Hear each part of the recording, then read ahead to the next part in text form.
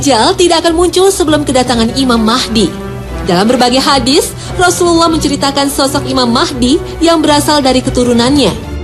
Bila tidak tersisa dari dunia kecuali 1 hari, tentu Allah akan panjangkan hari tersebut sehingga Allah utus padanya seorang lelaki dariku atau dari keluargaku. Namanya seperti namaku dan nama ayahnya seperti nama ayahku. Ia memenuhi bumi dengan keadilan. Sesuai dengan sabda Rasulullah, maka Imam Mahdi bernama Muhammad atau Ahmad dengan ayah bernama Abdullah. Sifat fisik Imam Mahdi seperti hadis yang diriwayatkan Abu Daud.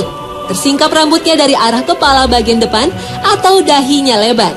Hidungnya mancung, ujungnya tajam, bagian tengahnya agak naik. Secara sederhana, bisa disimpulkan bahwa hidung Imam Mahdi tidak pesek. Imam Mahdi akan hidup dan memimpin dunia selama 7 atau 9 tahun. Hal ini sesuai dengan hadis yang diriwayatkan oleh Ibnu Majah. Selama masa kepemimpinan Imam Mahdi, maka kaum muslimin akan hidup dengan bertabur nikmat dan rezeki dari Allah Subhanahu wa Ta'ala.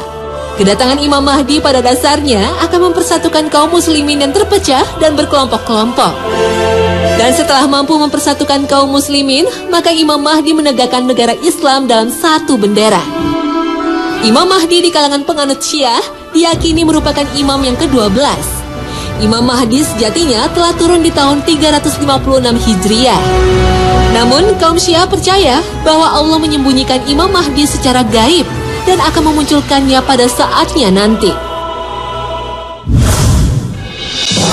Imam Mahdi akan mengibarkan panji-panji jihad fisabilillah dan memerdekakan negeri-negeri Islam yang dikuasai oleh kaum kafir. Imam Mahdi akan memimpin berbagai peperangan yang dimulai dari Jazirah Arab, kemudian berlanjut ke negeri Persia dan negeri Rum. Allah memberinya kemenangan. Rasulullah berpesan, jika kalian melihat Al-Mahdi, maka berbaiatlah dengannya, walaupun harus merangkak-rangkak di atas salju, karena sesungguhnya dia adalah Khalifatullah Al-Mahdi. Al-Mahdi didukung oleh Taifah Mansuroh. Mereka adalah pasukan Islam yang berpegang teguh pada Al-Quran dan Sunnah Rasulullah sebagaimana generasi awal umat Islam. Pasukan pembela Al-Mahdi ini disebut Asyabu Rayati Su'ud. Mereka memegang panji-panji hitam seperti bendera hitam yang dibawa pasukan Rasulullah. Dalam sebuah hadis disebutkan akan keluar suatu kaum dari arah timur. Mereka akan memudahkan kekuasaan bagi Al-Mahdi. Dalam hadis lain disebutkan dari Khurasan akan keluar beberapa bendera hitam. Tak sesuatu pun bisa menahannya sampai akhirnya bendera-bendera itu ditegakkan di Baitul Maqdis. Asyabu Rayati Su'ud muncul saat kematian Raja Saudi yang kemudian dilanjutkan dengan pertikaian 3 putra khalifah untuk memperebutkan Ka'bah. Seorang analisis politik Timur Tengah, Tony Carter, menilai pemerintah Arab Saudi kini tengah berada dalam perpecahan. Sepeninggal Raja Fahd, kekuasaan Arab Saudi terpecah pada 4 orang pangeran. Dan setelah Raja Abdullah berkuasa, sebagian kekuasaan politik masih tetap dipegang oleh Pangeran Nayef, Pangeran Sultan, dan Pangeran Salman. Diperkirakan setelah Raja Abdullah wafat, perseteruan antara 3 pangeran Arab akan makin memuncak. Apakah skenario ini persis seperti sabda Rasulullah? Akan berperang 3 orang di sisi perbendaharaanmu, mereka adalah putra khalifah. Tetapi tak seorang pun di antara mereka yang berhasil menguasainya. Kemudian muncullah bendera-bendera hitam dari arah timur. Lantas mereka memerangi kamu dengan suatu peperangan yang belum pernah dialami oleh kaum sebelumnya. Maka jika kamu melihatnya, berbaiatlah walaupun dengan merangkak di atas salju, karena dia adalah Khalifah Allah, Al-Mahdi.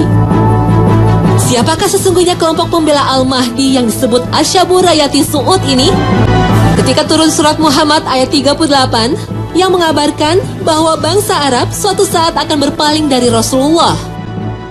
Wa in tatawallaw yastabdil qauman ghayrakum thumma la yakunu amsalakum. Para sahabat saat itu bertanya kepada Rasulullah, jika kita berpaling, siapakah yang akan menggantikan tempat kita? Nabi meletakkan tangannya yang penuh berkah ke atas bahu Salman Al-Farisi dan bersabda, dia dan kaumnya yang akan menggantikanmu. Demi zat yang jiwa berada dalam genggamannya, jika agama ini bertaburan di Suraya, maka sebagian dari orang Persia akan mencarinya dan memegangnya. Bangsa Persia kini tersebar selain di Iran, juga di Irak, Afghanistan, dan Pakistan. Dalam hadis lain, Rasulullah menyebutnya sebagai Bani Ishaq, keturunan Ish, putra Nabi Ishaq, keturunan dari Nabi Ibrahim alaihissalam. Mereka lah yang akan menggantikan penduduk asli Madinah yang menjadi pendukung Al-Mahdi. Mereka lah yang disebut oleh Nabi akan bertempur dengan bangsa Rum dalam peperangan yang dahsyat dan memenangkannya. Sebagian para ulama menilai kelompok Taliban di Afghanistan yang saat ini ditakuti oleh pasukan Amerika Serikat menjadi cikal bakal kelompok pendukung Al-Mahdi.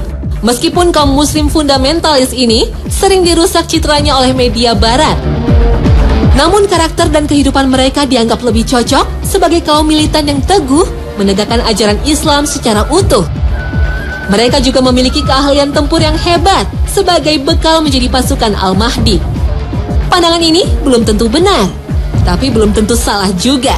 Hanya Allah yang Maha Tahu siapakah sesungguhnya kaum yang paling berhak menjadi pembela Al-Mahdi. Wallahu a'lam.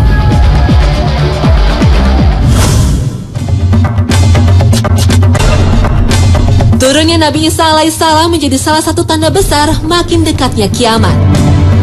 Ada sekitar 33 hadis sahih, bahkan sebagian ahli hadis mengatakan jumlahnya sekitar 90 hadis tentang kedatangan Nabi Isa pada akhir zaman. Dalam sebuah hadis, Nabi Isa akan turun di Menara Putih di Damaskus. Dalam hadis lain disebutkan, ia mengenakan 2 potong baju yang dicelup Ja'faron dan Waros dengan meletakkan kedua telapak tangan di atas sayap-sayap 2 malaikat. Jika ia menundukkan kepalanya akan menetes.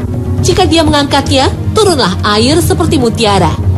Maka tidak ada seorang kafir pun yang mencium aroma nafasnya, kecuali dia pasti mati dan nafasnya tercium dari jarak sejauh pandangannya. Saat turun, Nabi Isa ikut mendirikan salat bersama Imam Mahdi.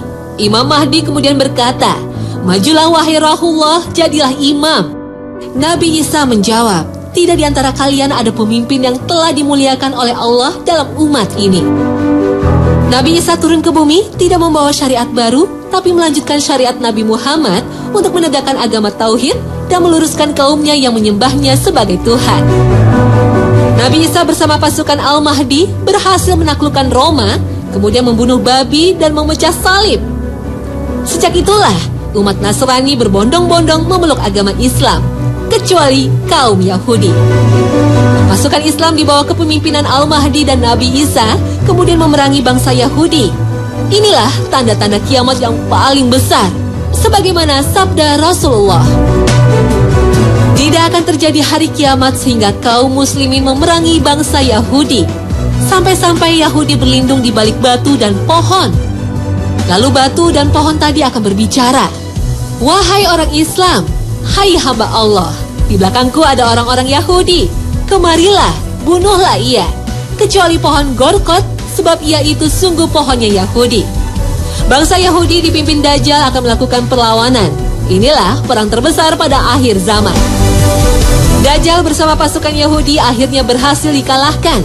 Dalam sebuah riwayat, saat Dajjal melarikan diri, dihadang oleh Nabi Isa alaihissalam.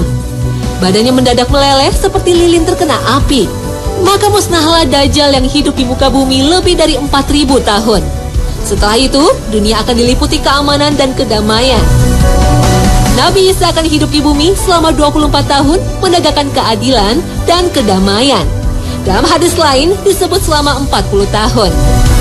Nabi Isa kemudian wafat dan dimakamkan di samping makam Rasulullah.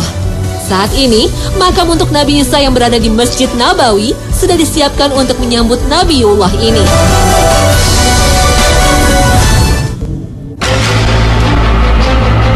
Turunnya Nabi Isa alaihissalam ke muka bumi ini merupakan tanda yang jelas datangnya hari kiamat.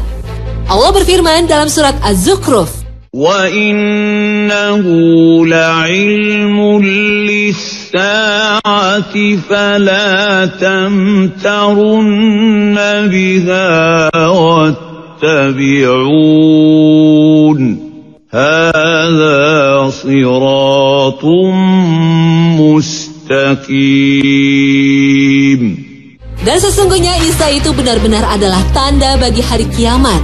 Karena itu, janganlah kamu ragu-ragu tentang kiamat itu dan ikutilah aku. Inilah jalan yang lurus.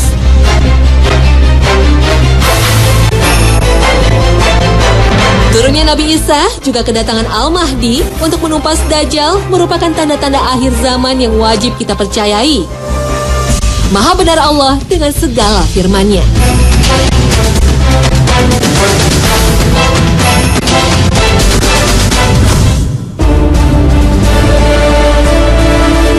Nah pemirsa, inilah akhir kebersamaan kita dalam 3 serial kiamat. Mudah-mudahan kisah kiamat dan tanda-tandanya makin menambah keimanan kita untuk selalu mempersiapkan diri menghadapi hari akhir. Terima kasih atas perhatian Anda dan jangan lupa untuk terus menyaksikan Hasanah yang akan menyajikan berbagai tema yang lebih menarik. Wassalamualaikum warahmatullahi wabarakatuh.